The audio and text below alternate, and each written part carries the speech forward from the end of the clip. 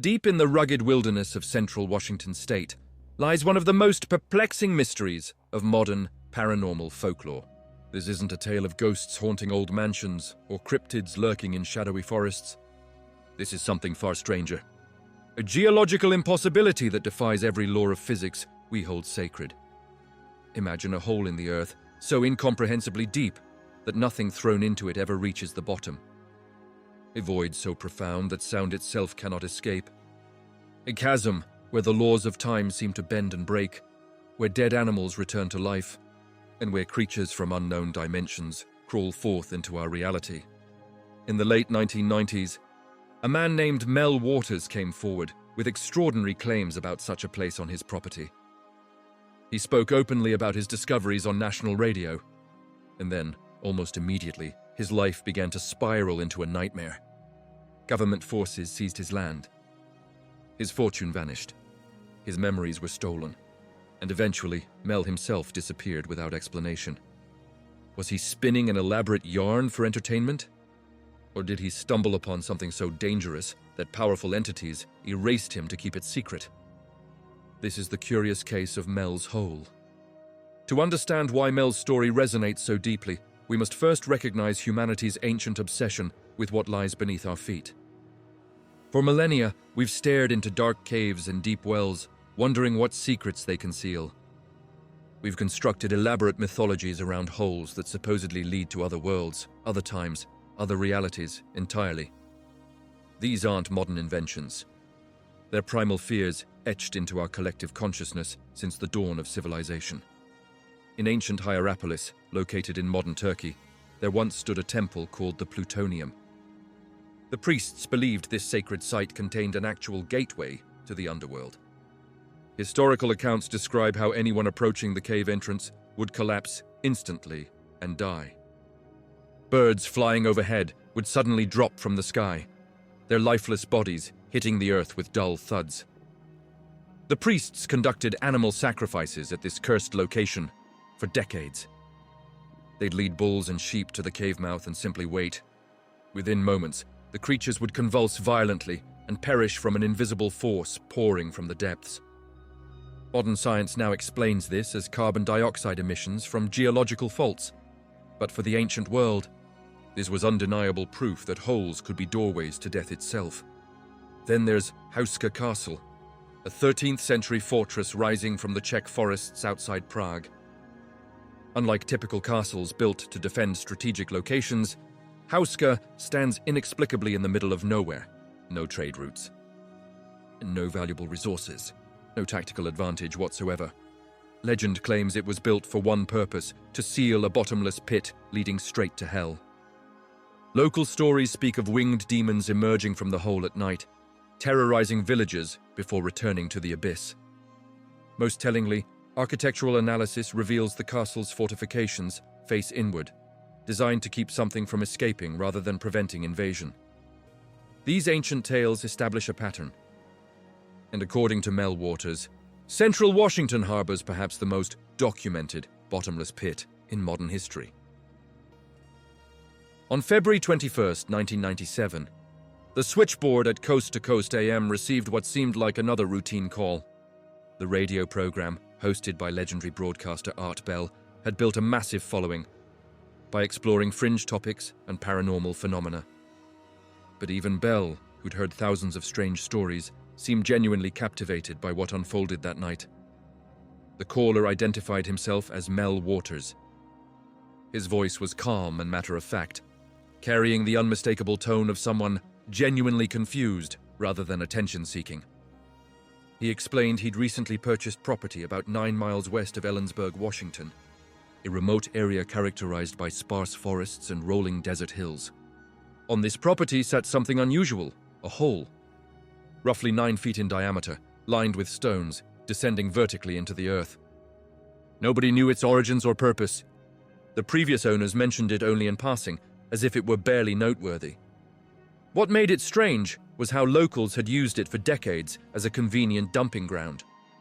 Living in a rural area where trash collection was expensive and inconvenient, residents simply threw everything into the void. Broken furniture, worn appliances, spoiled food, even dead livestock. The hole swallowed it all without complaint.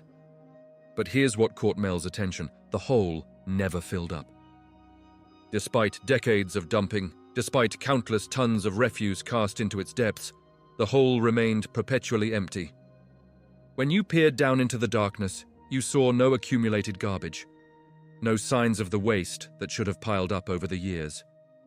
More unsettling, nothing dropped into the hole ever made a sound.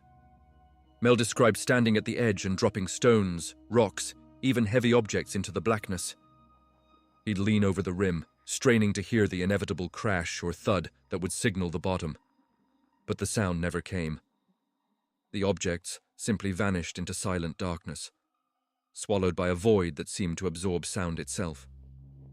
There was no echo, no delayed impact, not even the whisper of air rushing past falling objects. Art Bell, intrigued but professionally skeptical, began probing deeper. What followed was a conversation that would stretch over an hour and fundamentally alter both men's lives forever. Mel revealed he'd attempted to measure the hole's depth using a methodical approach. He gathered spools of high-tensile fishing line designed to withstand enormous pressure, attached a 1-pound lead sinker, and began lowering it into the darkness. The weight descended smoothly. 10 feet, 50 feet, 100 feet. Mel kept feeding the line, expecting any moment to feel the telltale tug, indicating the sinker had reached bottom. But that moment never arrived. The line continued its endless descent. 500 feet, 1,000 feet, 2,000 feet. When his first spool ran empty, Mel went inside for more. He tied the spools together and continued the bizarre experiment. The process became almost meditative, this seemingly infinite feeding of line into the void. When he finally exhausted his supply, Mel calculated he'd lowered approximately 80,000 feet of fishing line into the hole. That's more than 15 miles, nearly 3 times the height of Mount Everest.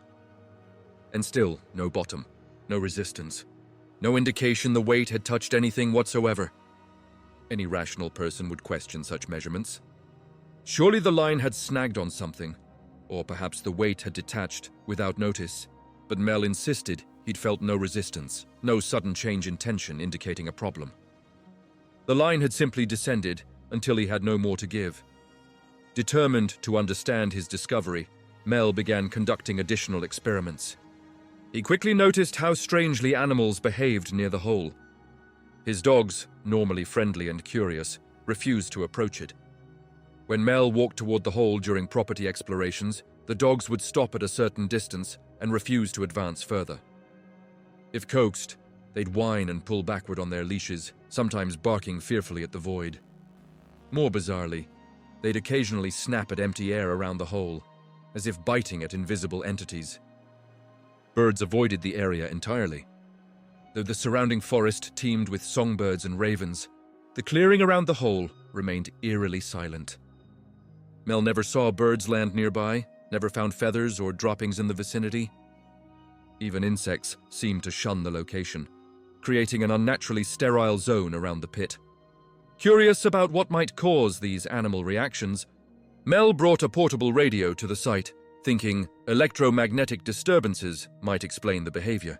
What he discovered was far stranger than simple interference. As Mel approached the hole with the radio playing, the signal degraded into static. This seemed normal enough. Terrain and obstacles affect radio reception routinely. But as he moved even closer, something remarkable happened. The static suddenly resolved into a completely different station, as if he'd physically changed the dial. On one occasion, Mel heard what he described as old-timey music emerging from the speakers. Big band music from the 1940s or early 1950s, complete with the crackling hiss of analog interference. Puzzled, he adjusted the dial and stumbled across a baseball game broadcast. At first, this seemed unremarkable, but as Mel listened carefully to the announcing style and the advertisements between innings, he realized something was profoundly wrong. The commercials promoted products that no longer existed, brands extinct for decades. The announcing style was dated and formal in ways modern sportscasters never are. Eventually, enough details emerged for Mel to identify the exact game. It was a broadcast from the 1960s, more than 30 years in the past. Somehow, standing near this hole, his radio was receiving transmissions from another era entirely. This discovery prompted Mel to question his neighbors about the hole's history. Many were familiar with it, having used it for disposal going back decades. One elderly neighbor remembered his father throwing trash into it during the 1950s. Even then, people remarked how the hole never filled up. But one neighbor shared a story that would become one of the legend's most disturbing elements. During their conversation about how strangely Mel's dogs acted around the hole, the neighbor's expression darkened. He got quiet, as if wrestling with whether to share something. Finally, he revealed an experience that still haunts those who've heard it. Several years earlier, his beloved dog had died.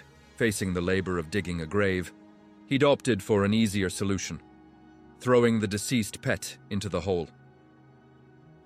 About a week after disposing of his dog's body in the hole, the neighbor was walking through woods on his own property when he spotted a dog in the distance. Something about the animal seemed familiar. The coloring was distinctive, the size and build recognizable. As he got closer, the neighbor felt his stomach tighten with growing impossibility. This wasn't just similar to his deceased pet. It was identical. Same markings, same graying muzzle, same distinctive collar with the faded nameplate. It was his dog, the exact animal he'd thrown into the hole over a week prior. Heart pounding, the neighbor called out using the dog's name. The animal stopped and turned its head, looking directly at him. For a brief moment, their eyes met.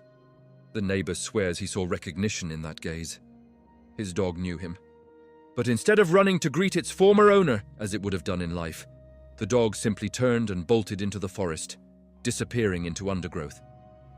The neighbor never saw it again. After hearing this story and others like it from various neighbors, tales of strange lights near the hole, unexplained sounds, and persistent rumors of far stranger uses than simple trash disposal, Mel made a decision that would change everything. He decided to go public. This wasn't easy. Mel was private by nature. Someone who'd moved to rural Washington specifically to escape city complications and scrutiny. He had no desire for media attention or public figure status. But he felt his discovery was too significant to keep secret. If something extraordinary was happening on his property, scientists and researchers should know. Maybe someone could provide explanations. Maybe others had experienced similar phenomena. So on that February evening in 1997, Mel called Coast to Coast AM. The conversation lasted over an hour. Art Bell asked probing questions without being dismissive, expressing genuine fascination with Mel's account. Neither man could have known this was just the beginning. Because within weeks of that broadcast, Mel's life would begin unraveling in ways that confirmed his darkest fears. It started subtly. Strange cars passing slowly by Mel's property late at night, their headlights sweeping across his windows. Unfamiliar vehicles cruising at walking speed down the rural access road. Mel would wake to engine sounds idling outside, the crunch of gravel under slow rolling tires. His neighbors reported similar observations. Strange vehicles, unfamiliar people walking roads and trails near Mel's property. The surveillance was obvious, the message clear. Mel was being watched, then came the helicopters. Black, unmarked helicopters flying low over the area at all hours. They'd circle Mel's property specifically, sometimes hovering directly overhead for several minutes. The noise was deafening, the intimidation unmistakable. Mel knew about government surveillance from Cold War stories. He understood that in certain situations, particularly those involving potential national security, authorities had broad powers and few restrictions. But he'd done nothing wrong. He was simply reporting what he'd found on his own land. Still, the surveillance escalated. Mel noticed the same cars parked at his property's edge multiple times weekly. He saw people with binoculars watching his house from distant hillsides. His phone began exhibiting strange clicking noises and occasional echoes, classic wiretap signs. Then one afternoon, everything came to a head. Returning from a supply run into Ellensburg, Mel found the access road to his property completely blocked. Military vehicles, actual US Army trucks, had been parked across the entrance.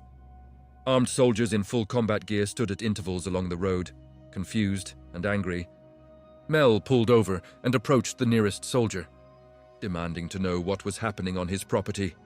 The young soldier, clearly uncomfortable, informed Mel there had been an aircraft incident. A plane had crashed on or near Mel's property, and the military was conducting recovery operations. For safety reasons, the area was temporarily off limits. This made no sense. Mel had heard no crash, seen no smoke, received no emergency notifications.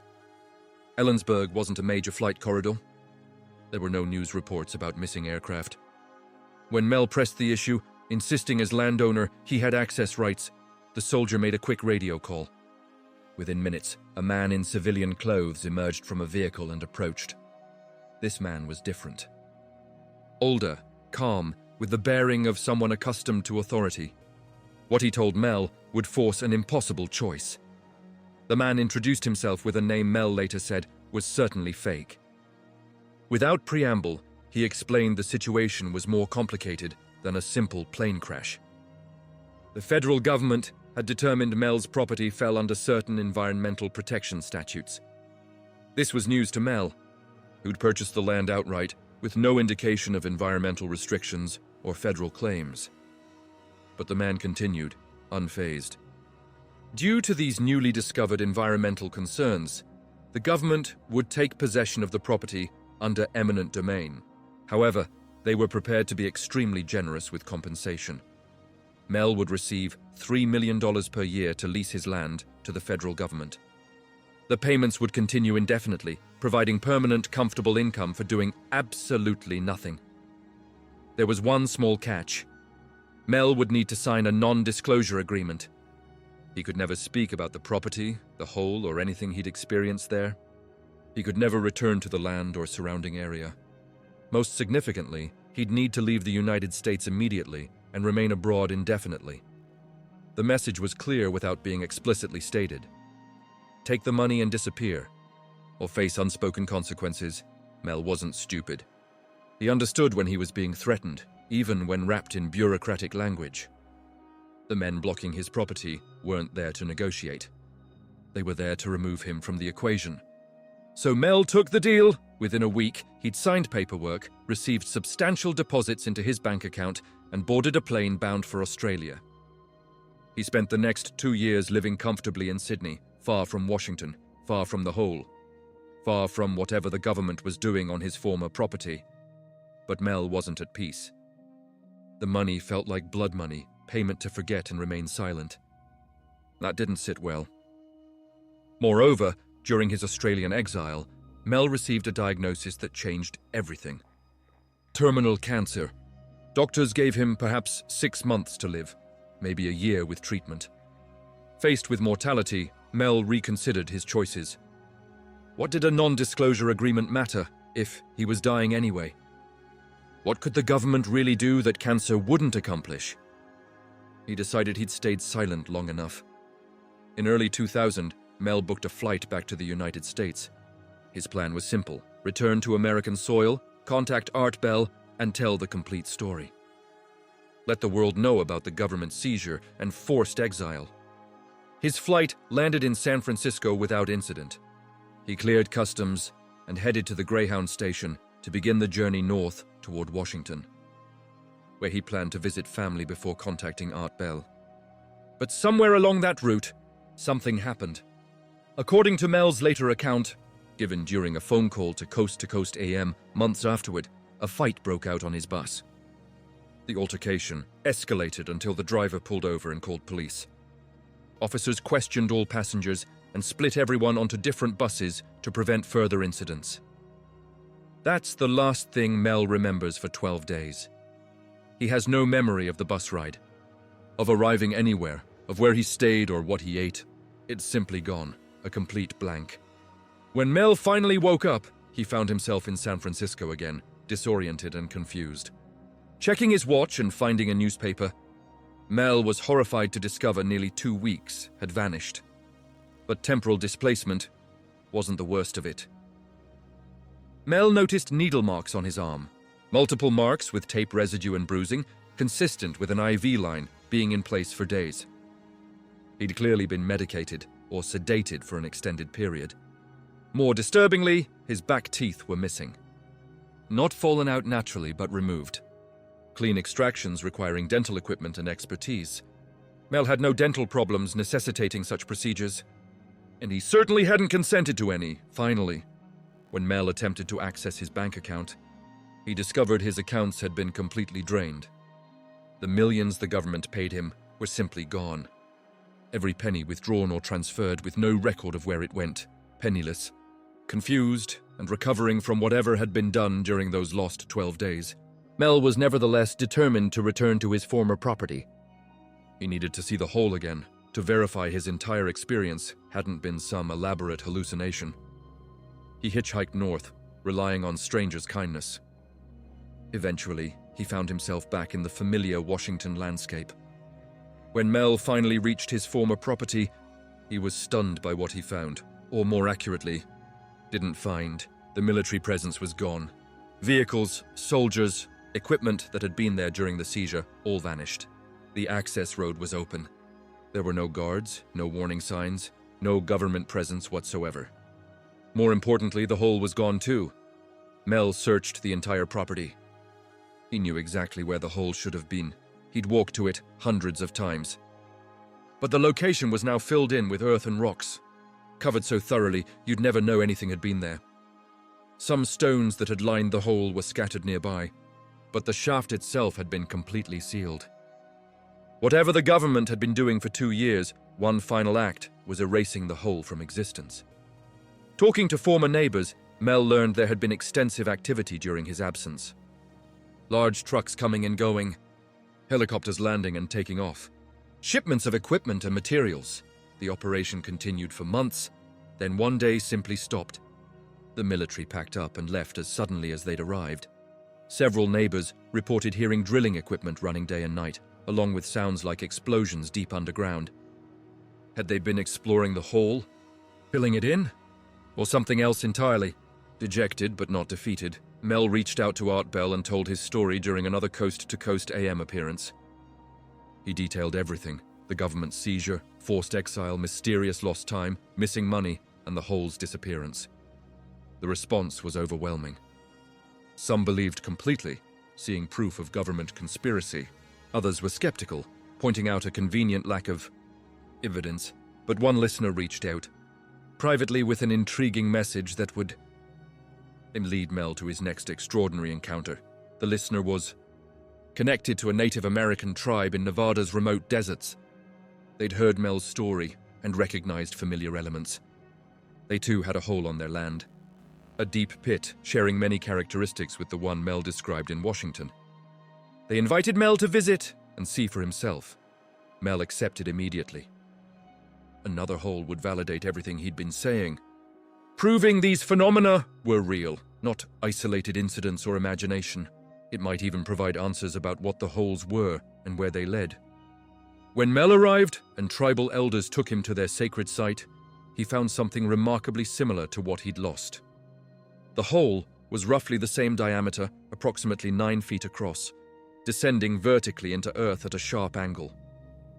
And like the Washington hole, it appeared impossibly deep, but there were differences. This hole was lined with metal rather than stone. A large metal collar surrounded the opening, with metal rungs installed at intervals, going down as far as the eye could see. The metal showed extreme age and wear, polished smooth by countless years of exposure. The air around the Nevada hole felt different too. Mel described it as heavy and thick, almost electrically charged. There was palpable energy emanating from the opening that made arm hairs stand up when he got close. Tribal elders explained this hole had been known to their people for generations. It was considered a sacred site, a place of power and danger.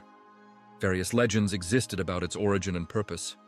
But one consistent element was that nothing good came from going too deep. Despite these warnings, Mel and tribal members decided to conduct experiments similar to those he'd performed in Washington. First, they tested depth. Using fishing line and weights, Mel began lowering a sinker into the Nevada hole. Once again, he reached thousands of feet without hitting the bottom. The line kept descending into darkness, swallowed by the same impossible depth. Next, they tested the temperature. The air around the hole felt warm despite the desert location. They lowered buckets of ice into the hole on ropes, bringing them down to various depths, then hauling them back up. The results were shocking. The ice didn't melt. When they brought buckets back up, the ice had changed. The texture was different, more crystalline. The color had shifted, taking on a faint grayish tint. Most remarkably, it tasted like salt, somehow. Descent into the hole had transmuted frozen water into something else entirely. Curious about this strange new material's properties, they decided to see if it would melt under direct heat. They placed a chunk of transformed ice over an open flame, expecting it to liquefy. Instead, it caught fire. The ice, if it could still be called ice, began burning with a steady, hot flame. And once ignited, it wouldn't stop. It burned through the night, through the next day, week after week. According to Mel's account, the burning continued for months. The transformed ice continued burning like a candle that never consumed itself.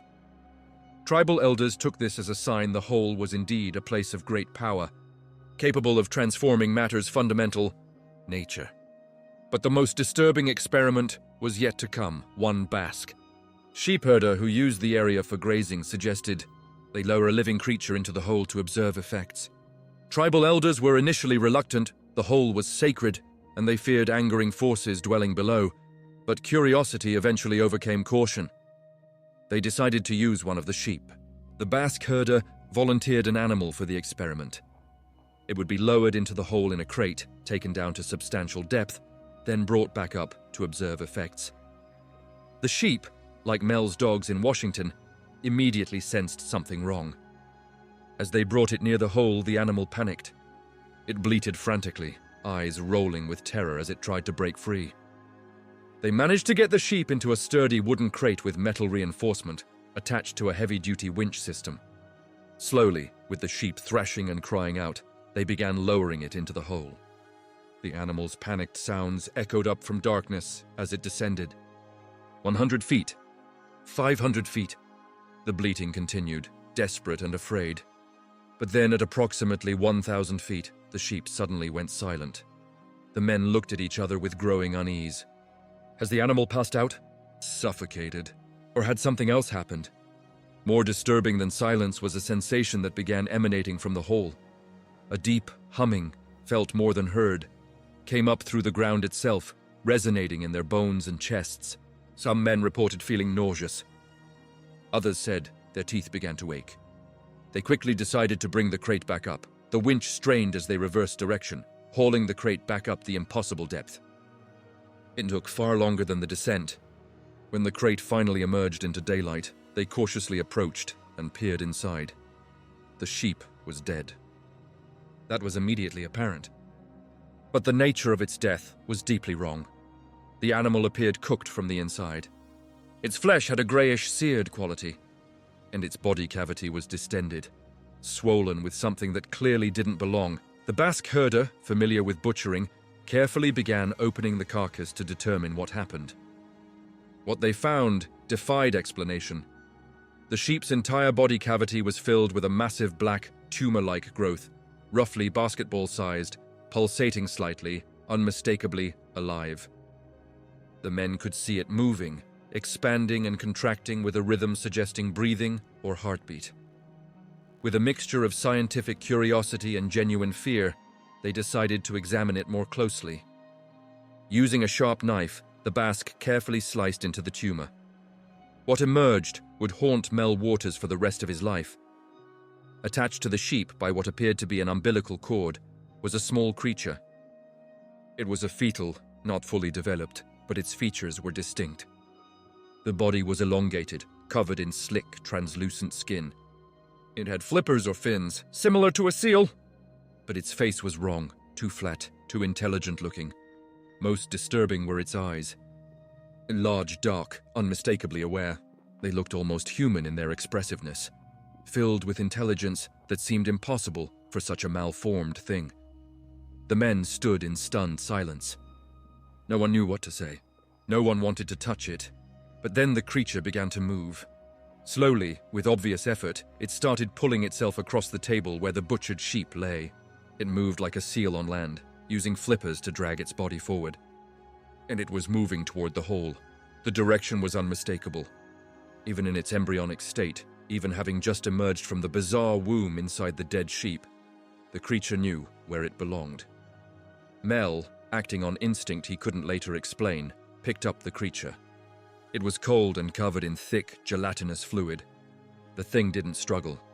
It simply continued its forward motion, even while suspended in Mel's hands. Mel carried it to the hole's edge. He knelt down and placed the creature on the ground near the opening. For several seconds it simply rested there, sides heaving with shallow breaths. The men watched in silence, unsure what was about to happen. Then, without warning, the creature lunged forward and threw itself into the hole. There was no splash, no sound of impact. It simply disappeared into darkness, returning to whatever impossible place it came from. Mel and the others stood at the edge for a long time afterward, staring into the abyss. Nothing else emerged. The humming sensation gradually faded. The air returned to normal. It was as if the hole had accepted an offering and was now satisfied. Several months after the sheep incident, Mel went for a routine medical checkup. He was still expecting to die from the cancer diagnosed in Australia. The results shocked everyone. The cancer was gone. Completely gone. Not in remission, utterly absent from his body. Mel's oncologist couldn't explain it. Spontaneous remission happens rarely, but usually with slower-growing cancers over longer periods. Mel's cancer had been aggressive and terminal. For it to simply vanish was medically unprecedented. Mel believed he knew the reason.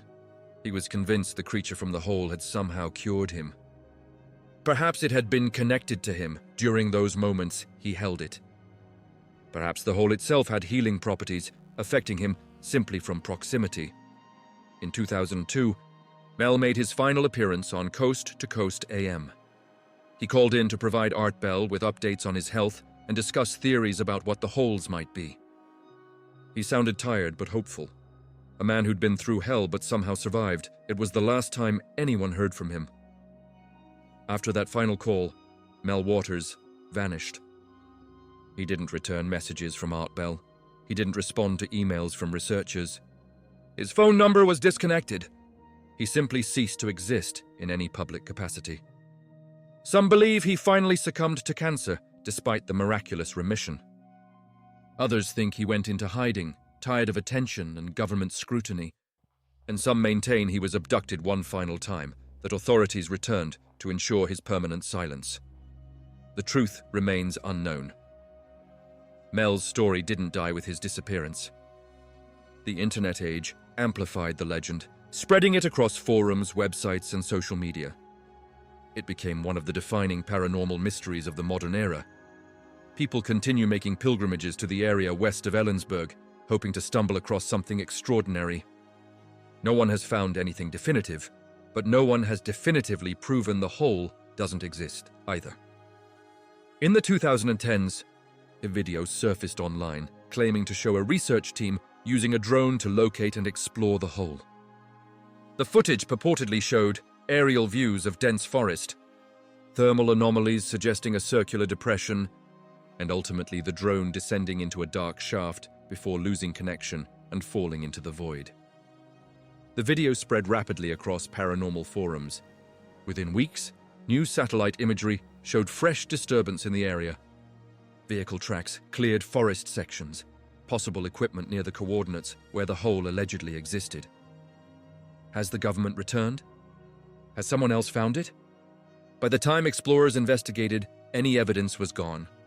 Skeptics point out there's no public record of Mel Waters owning property in Kittitas County. Science doesn't support a hole as deep as described. The fishing line would snap under its own weight before reaching 15 miles. Radio interference has conventional explanations, but believers counter that property records could be sealed by government intervention. Terra Server, which skeptics claim Mel used to fabricate his story, didn't launch until 6 months after his first call. The physics objections assume a natural shaft, but what if the hole is something else, a portal, dimensional rift, wormhole? Perhaps the truth doesn't matter. Whether Mel Waters was a clever storyteller or genuine witness to the unexplained, He gave us a narrative that speaks to something fundamental in human nature. We want places that science can't explain. We need boundaries where the known gives way to the unknown. Mel's Hole, real or fictional, has become modern mythology. Our generation's contribution to the ancient tradition of stories about places where the veil between worlds grows thin. And maybe that's enough.